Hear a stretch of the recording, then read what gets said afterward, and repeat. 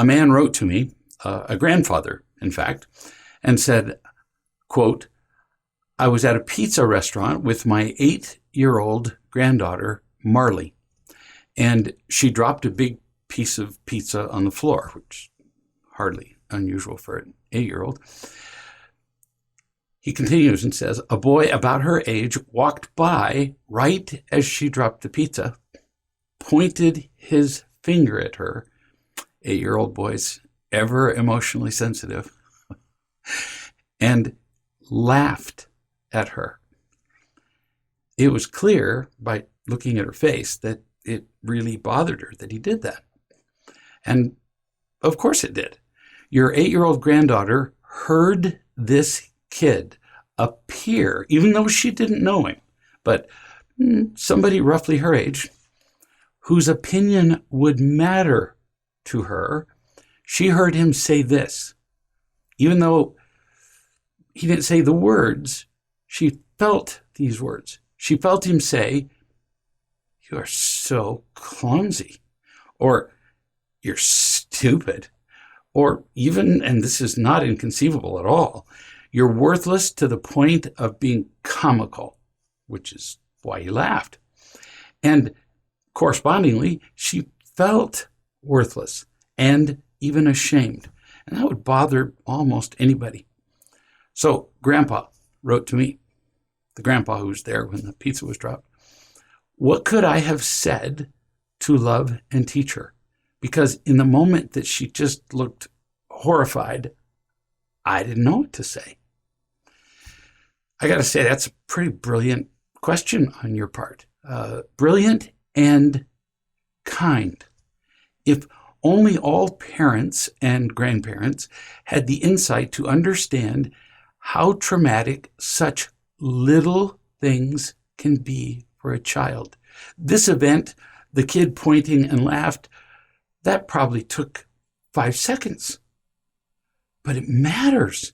And these things have to be addressed, or the child grows up feeling ashamed and alone and kind of defective and confused because nobody talks to them about these things. So they think that these messages that they hear from their peers, you're an idiot, you're comically stupid, they think these messages are not only normal, but true. So bless your heart for asking. It's also very likely that your granddaughter gets these messages periodically from other people. So very cool that you would ask. Other people, including possibly her parents. I don't know her parents. You haven't described her parents, but it's likely. Now, I'm not going to tell you exactly the words to say to your granddaughter. There are almost never pat answers to these things. Everybody is different. So I can't know sitting here what she needs to hear in the moment. What I will do is give you an example of one way that you could love and teach her, assuming that, let's say, today, the same thing happened in the same pizza restaurant. I'm making it specific because giving you specific words gives you a feeling. That's what I'm after. It's not memorizing the words. A feeling that you won't get just from my giving general instructions. So let's set up the scenario again. Your granddaughter, Marley, drops a piece of pizza on the floor. We'll just assume, because the odds seem to say this, that she drops it topping side down, the messy side down, on the floor, which, turns it into an inedible, mucky mess on the floor. And the boy makes fun of her, and a look of pain crosses her little 8-year-old face. So here we are in the situation. What could you say? One possibility. You might say, Marley, look at me. You made a tiny, tiny mistake. You dropped a piece of pizza on the floor. Maybe you were even careless in doing it. See, you don't want to say, oh, well, you didn't mean to. Oh, well, you didn't mean to drop it. You didn't do anything wrong. We don't want to lie because kids know when you're trying to make them feel better as opposed to actually loving and teaching them. I'm going to kind of repeat that because it really matters. If you're trying to make a child feel better, they know that you're just putting a Band-Aid over a wound that's still there. No, we're talking about actually healing the wound, doing something different, something that matters. Now let's continue with what you might continue saying. So you've made a tiny mistake, you say. You might have even been careless. Then you say, I've made the same mistake myself, actually many times, with pizza, with cake, with, you could probably go on with the list forever. It's nothing. Now your tone here is going to be everything, and you're going to keep her eyes on you. If you're sincere, she'll keep looking at you. If you're trying to make her feel better, she's going to look away. And that's going to be one of your clues that you are trying to make her feel better. So you say, it really doesn't matter. It's going to clean up in no time. In fact, I'm going to wave my hand and somebody's going to come over and magically, with a wet cloth, I know, miracle, poof, the dropped pizza is going to vanish. So we can go get the manager and that's done. That's not the same as rescuing her. You're just showing her how you solve a physical problem, like pizza on the floor. You just call the person whose job it is, who's paid actually to clean up the pizza. But you keep speaking. You say, but it's not the pizza that matters. It's not cleaning up the pizza that matters. And whether you said it in the beginning or whether you say it now, whether you say it both times, again you say, look me in the eye. That matters to kids. You know how often an adult speaks to a child and looks directly at them? It's not that common. Adults are doing something else and they speak to the child kind of out of the back of their head or out of their ears. And children don't feel like the adult is talking to them. So as long as you are going to talk to her, no sense her missing the experience. So look me in the eye. So she looks you in the eye, possibly by this time with some encouragement, because you're looking at her, not because you're trying to make her feel better. You might even touch her chin if she has a hard time looking you in the eye because she's feeling some shame at having been laughed at. Lift her chin just gently. Just takes a nothing stroke. I've done it many times. And she will. She'll look you in the face.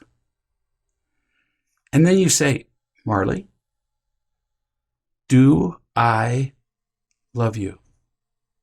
Did you hear my tone? It's not an inquisition.